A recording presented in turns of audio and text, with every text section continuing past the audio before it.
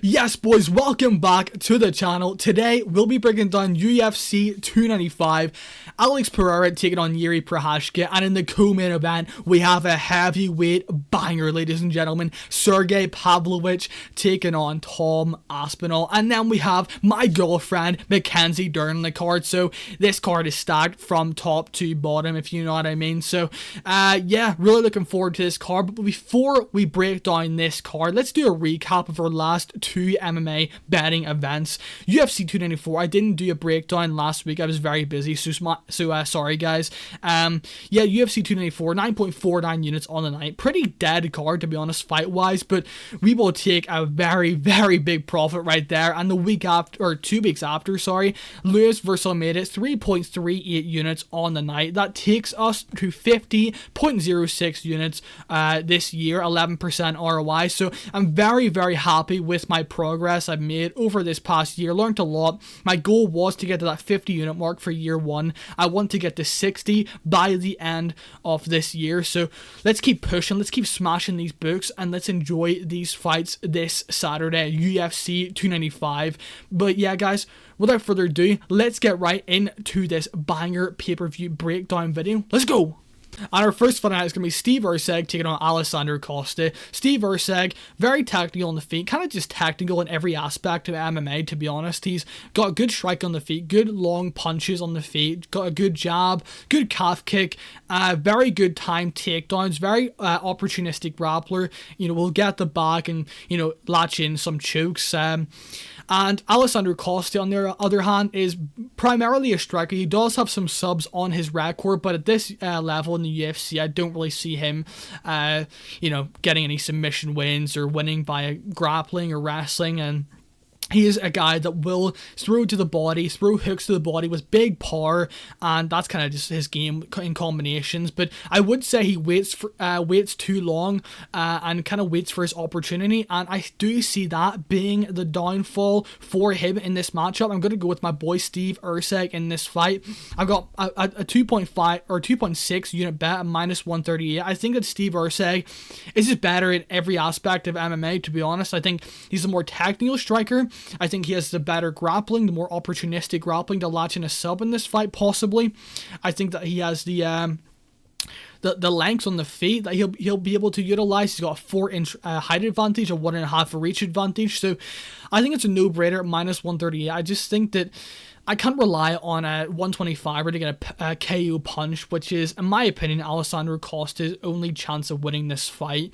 -138 is a very good odds, in my opinion. That's why I played him for 2.6 units. So yeah, give me Steve Erceg by decision. Uses wrestling as well-timed takedowns as he displayed in the David Dvorak fight, just to, you know, win the minutes and win the rounds and just win the fight, really, as it goes on. So yeah, give me Steve Erceg by decision. And our next fight is going to be Kang taking on John Castaneda. Kang is on the feet. He is basically a long-range striker. He will basically sit on the outside and, you know, pick you apart from there, and he will look for takedowns. Averages 2.07 takedowns per 15 minutes, and he has very good grappling when he is on top. But John Castaneda is a guy that will march forward, crowd the space, put you on the back foot, and he will look for takedowns, set up his takedowns with his hands. So my pick for this fight will be John Castaneda.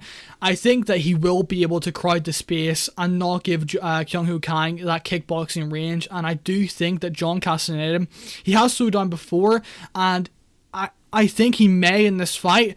But I think that he wins the first 2 rounds just by making this a dogfight and just getting in the face of Kang. If he doesn't do that, and if it's like Kang kind of just picking him on the outside, it's going to be a Kang fight all day. But I do believe this kind of style matchup suits John Castaneda more than it suits Kang. I think John Castaneda will be able to march forward, put on the pressure in Kang and kind of just you know, win the minutes there and maybe take him down, control him for a couple rounds. And yeah, I do think that John Castaneda will be able to get in the inside and close that space. So that's why I'm going to pick John Castaneda by decision in this fight.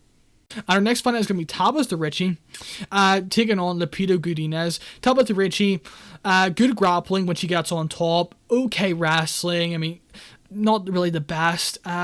Okay forward pressure, okay cardio, pretty bad striking. She has a negative striking differential, and I just don't like her technique whatsoever on the feet. And on the other side, we have Lupita Godinez, wrestler, basically at heart, really. That's how she wins most of her fights. But in this fight, I see it playing out in the feet. I think that Lupita Godinez has the better striking. I think that she will be controlling the middle of the octagon more. I don't see anyone getting a finish. I mean, both of these women hit like just, I don't even know, dude. You could eat both of these women's punches like they're TikToks.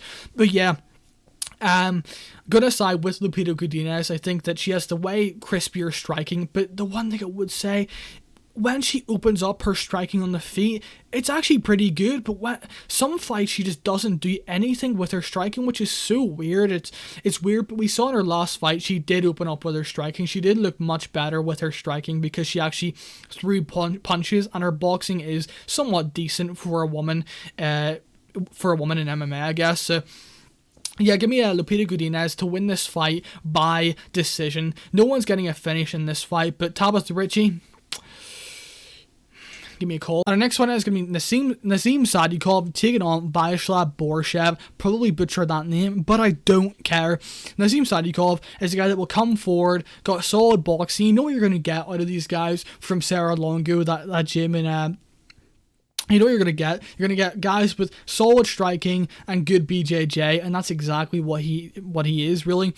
Good forward pressure, kind of hittable, sometimes low output, and Viechslav Borshchev on the other side, his takedown defense is it's abysmal. It's some of the worst I've ever seen. But I will say he is the better striker. He does have the longer attacks. He is the more diverse striker on the feet, with the kicks, with the speed, with the power.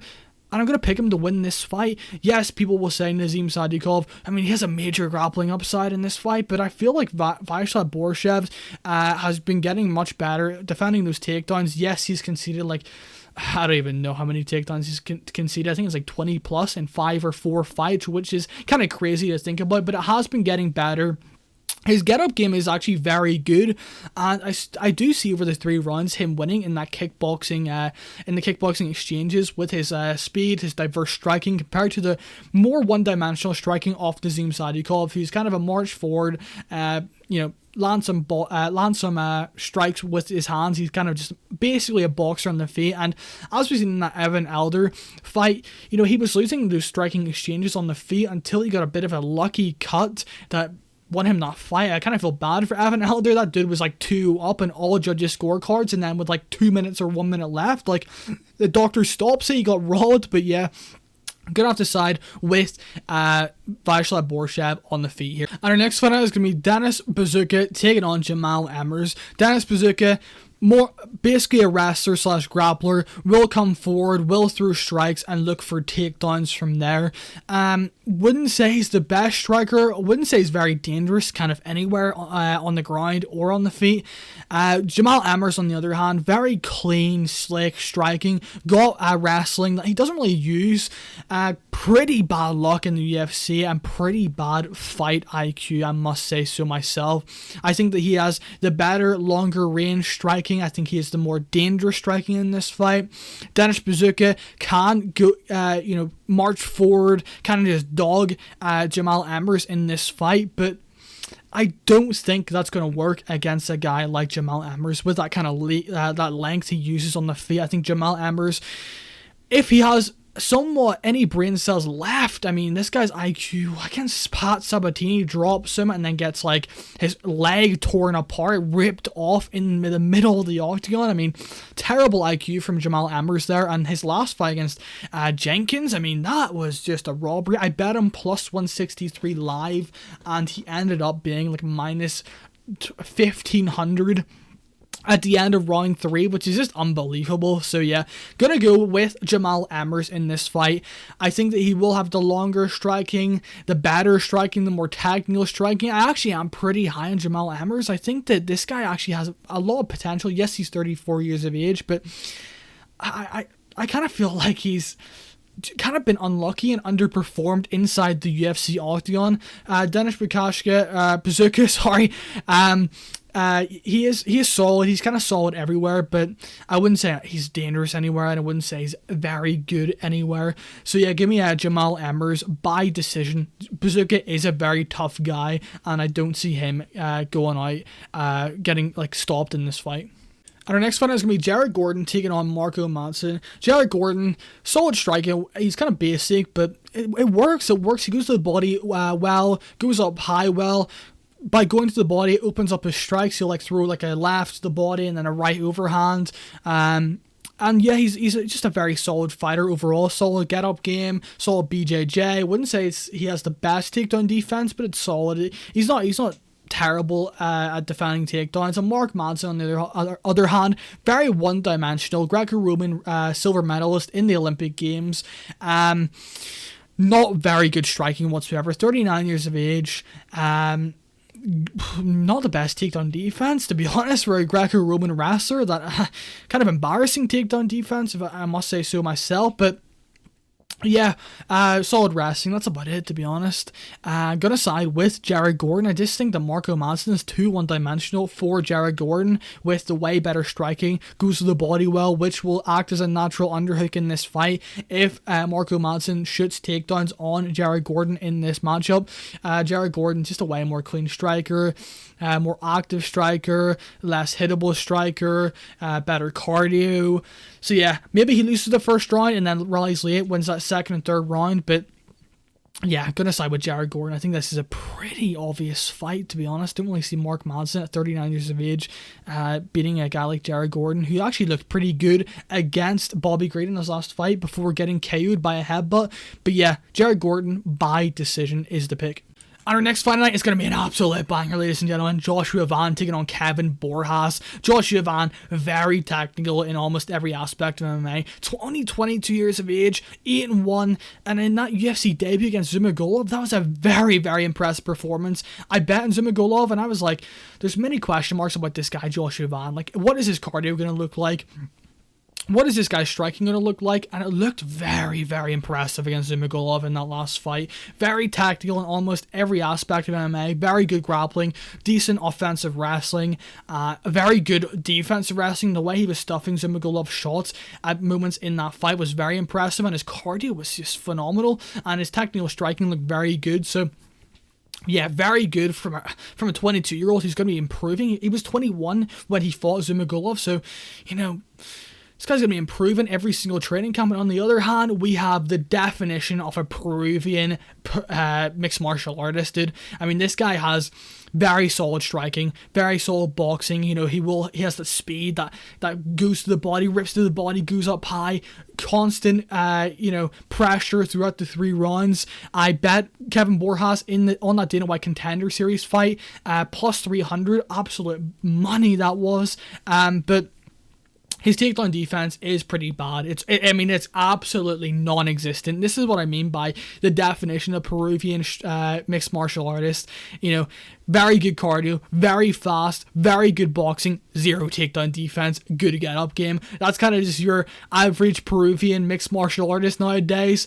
And I do see Joshua Van being the better mixed martial artist. I do have a 4.5 unit bet at minus 225 on Joshua Van. That's a max bet for me right there. I do like Kevin Borjas. I think he's fun, but Joshua Van's just on another level, in my opinion. More technical in almost every aspect of MMA. On the feet, he's better. On the ground, he's way better. In the wrestling, he's way better. Kevin Borjas is very fun, though, and it could be a very interesting fight, but I think it's going to be a 30-27 decision victory for Joshua Van. But Kevin Borjas maybe can rally late because his cardio is phenomenal. And our next fight night is going to be a banger, ladies and gentlemen. Matt Frevola taking on Benoit Saint Denis. Matt Frevola, very, very, very powerful. I wouldn't say he's a striker per se. He's kind of just an all-round mixed martial artist at this point in his career. Very well-rounded. But how he's been knocking out his last 3 opponents, I mean, damn, this guy cracks. Drew Dober, I mean, this guy cracked the Crimson Chin. Otman Azaitar cracked him, KO'd out cold. Gennaro Valdez, boom, just insane power from Matt Frevola. And Very solid offensive wrestling as well. Good cardio over the 3 rounds. But Benoit Saint-Denis, on the other hand, I mean, this guy's something special, I must say so myself. I mean, this guy has very, very good cardio, very good wrestling, very good grappling, very good body kicks. That's kind of his main weapon on the field. I wouldn't say it's his hands. His hands are kind of mid, I'm not going to lie. He kind of just overexposes his chin at times and, you know, brawl, and that's kind of like a worry for people that are betting Benoit Saint-Denis at minus like 210. I'm not letting that kind of price on Benoit Saint-Denis when he's coming up against a guy who has nukes in his hands. But yeah, Benoit Saint-Denis, very good kicks to the body with his left leg. Good at going up high as well, and just insane pressure. I mean, this guy is the definition of a modern day gladiator. He doesn't give a bollocks. This guy's gonna march you down and get in your face and scrap. So yeah, my official pick will be Benoit Saint-Denis by 2nd round TKO. I don't see this going to decision. I mean, it could, but Benoit Saint-Denis is just, this guy just fights like crazy, man. Especially his last like 2 fights. I mean, the last like 3 fights, the one before that against Nicholas Stoltz was kind of a snooze fest. He got the win. 5 fights ago, it was Zaleski dos Santos. He was up at 170 in that fight. I think it was on short notice as well, so you can't really take much into that fight. He's at 155 now, looking way better, more improved. Still kind of young, 27 against a 33-year-old and Matt Frevola, so Youth is on Benoit Saint-Denis' side in this fight, so gonna go with Benoit Saint-Denis, who only fought 1 month ago against Thiago Moises, which was such an impressive win by him. Marched him down and took him down, and I bet Benoit Saint-Denis in that fight. Very impressive win by Benoit Saint-Denis in that matchup. So yeah, give me Benoit Saint-Denis by 2nd round TKO. And our next fight is going to be an absolute banger. Pat Sabatini. Yes, Sabatini, you heard it right. And Diego Lopes. I mean, this guy's fun. This guy's something special. But Pat Sabatini, very, very good wrestler. Very good grappling on top. When he's on top, I mean, it's very, you're not getting up. You're not going to get up. I mean, this guy's grappling is something phenomenal to watch. What he did to Almeida, I tried betting against him in that fight, and oh my god. I mean, he made me look like an absolute clown. I'm not going to lie. I just spat everywhere, Jesus.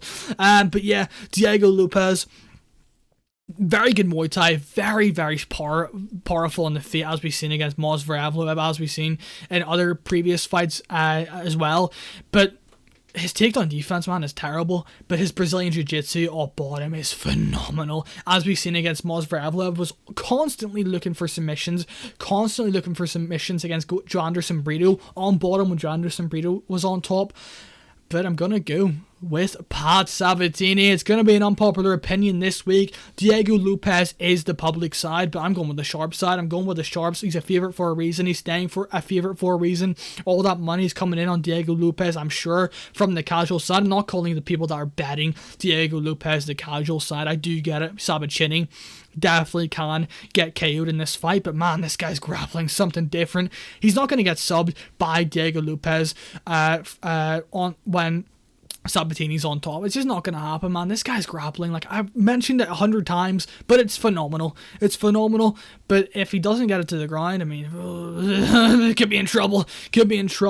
I am looking to bet at minus 138 for 1.4 units. I haven't placed it yet, but I'm trying to see if the line comes down. Just like, you know, the casuals are going to be betting Diego Lopes. I'm not saying casuals are betting Diego Lopes, like everyone's a casual for betting him. I'm just saying that will be the public side, and I think even the people on Diego Lopes will obviously say that because he's a more fun guy. He's had the highlights. Yeah, he's just a good personality as well. So yeah, gonna go with the unpopular side, Pat Sabatini by decision. I think he controls this fight for all 3 rounds. Stay safe on top with the wrestling, with the grappling. Phenomenal grappler, phenomenal wrestler. Terrible chin, not the best striking, but I'm gonna go with him. Gonna go with the absolute gamble of the century. The breakdown you've all been waiting for. Jessica Andrade taking on my girlfriend, Mackenzie Dern. Anyway, Jessica Andrade, we know what she's going to bring to the table at this point in her career. It's going to be just throwing like an absolute idiot, and it's somehow working. Just just throwing like an absolute idiot. I mean, it really is so bad. No technique whatsoever, just more lesbian than everyone else. Don't care if I get roasted. Anyway, yeah, I'm the number one hater of Jessica Andrade. I just, like, where is the skill, man? Like, where is the skill? How did that ever become a champ just doing that? How has that ever been, whatever, dude? But yeah, she's got big power, lesbian, that's about it. I mean, solid forward pressure. Just, that's kind of just her main thing, is just being more physical and stronger than her opponents. And her last 3 fights, man, I mean, does she want to lose? Like, I mean, she's definitely trying to fight out her contract and dip to the PFL after this shit, because, I mean, oh my god. Yeah, anyway, Mackenzie Dern, we know what she's going to bring as well at this point. Phenomenal BJJ, multiple time world champion, I'm pretty sure. Very high level black belt. You know, she's been improving massively with her takedowns as well. Her takedowns are getting better, which is very, very exciting. As my like girlfriend, she's very, very exciting to see that. And her striking is improving as well with what's his name? Perillo or something. I forgot his name. Michael Bisping's coach, Raw Cole's coach as well. Yeah, it's been getting so much better over the past few months, over the past few fights, and I think that Mackenzie Dern's going to dominate Jessica Andrade. I really do. Not recency bias. I think the grappling difference is just a major difference in this fight. Mackenzie Dern, way better grappling than Jessica Andrade, and if she gets on top of Jessica Andrade is done. She's getting submitted almost immediately. I mean, how easily she got submitted by Erin Blanchfield was kind of embarrassing. Yes, she had like a titty slip, but I mean, come on, dude. The way she just gave up her chin like that easily. Yes, Erin Blanchfield is a monster, but it was just bad grappling for sure. And Mackenzie Dern's going to bring a different level of intensity. She's going to go for those takedowns, and if she gets a takedown, it's going to be all over. So Mackenzie Dern by submission round 2 is the official pick. Hopefully my girlfriend wins, please. But yeah, give me a call, Mackenzie Dern. Forgot to mention I have a 2-unit bet at -200 on Mackenzie Dern. And on the co-main event of the evening, Sergey Pavlovich taking on Tom Aspinall. Oh my god, this fight is going to be an absolute banger while it lasts. Sergey Pavlovich, we know what this guy's going to bring. It's going to be phenomenal boxing, phenomenal range management. When he's in brawls, yes, it's brawling, but it's very technical brawling. If you go and watch that Tai Tuivasa fight as soon as you start watching this video. You'll see him basically like lean back, boom, boom, boom, boom, because his reach is like, how long's his reach?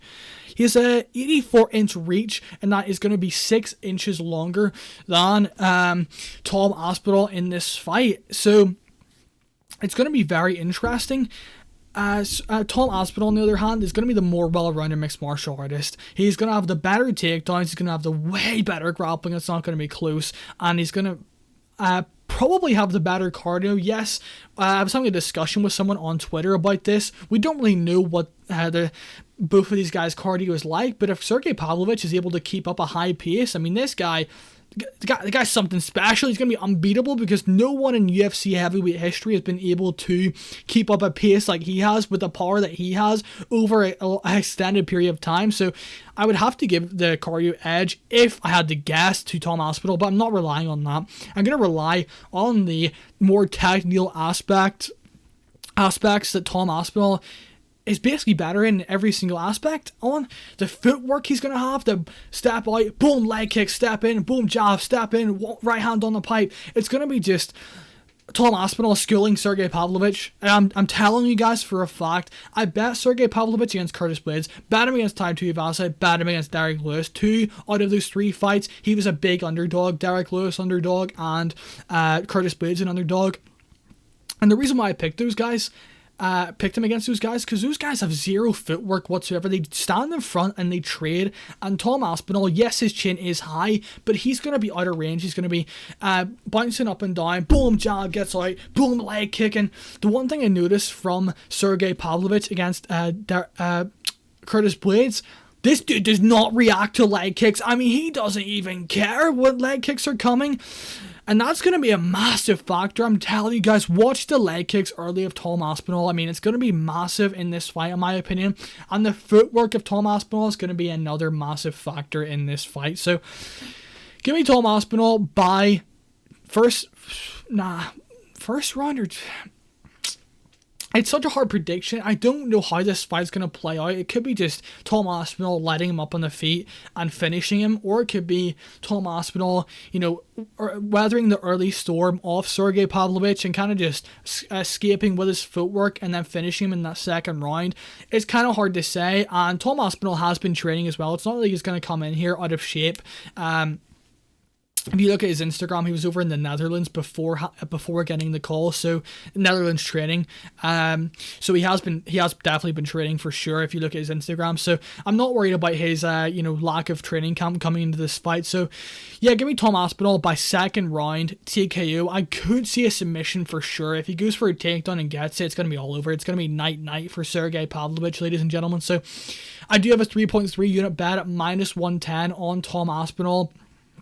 I think it's a good look. I think it's -110 is a discount. Really do. I think he should be -150, -160 to be honest. I had a 4.5 unit bet and then I was like, whoa, chill. This guy, Sergey Pavlovich, hits like a truck. But I would say though, his power is kind of overrated. I'm not going to lie, guys. He hits like a truck, yes. But he has to have like a 5-punch combo. It's like bam, bam, bam, bam, bam. He hurts him and then like he attacks him after that. So... His one punch, he doesn't really have one punch KO power. I'm sure if he landed flush, he could one punch KO someone, but that's not how he really finishes opponents. If you look at all of them, they're all TKOs. So, yeah, his one punch KO power is kind of overrated, and I do see that also being a factor in this matchup. Tom Aspinall, to land a 4 or 5 punch combination on a guy that has that in and out footwork of Tom Aspinall is going to be very hard to do. So I'm going to go with Tom Aspinall in this matchup. Second round TKO. And on to the main event, Yuri Prochazka taking on Alex Pereira. This is going to be a banger, ladies and gentlemen. The return of Yuri Prochazka. This guy is wild. Spinning attacks, just wild attacks. That karate base, that wide stance he has. Very, very powerful strikes. He's very fast for the division. Good in and out movement. Yeah, very good striker, solid enough grappling. I wouldn't say it's amazing grappling. Not the best takedown defense, but that's not going to matter in this fight against Alex Pereira. And Alex Pereira, on the other hand, has an absolute just nuke of a left hand. That left hook is something special. I would love to see like an experiment done just to see like how he gets so much torque in that left hook.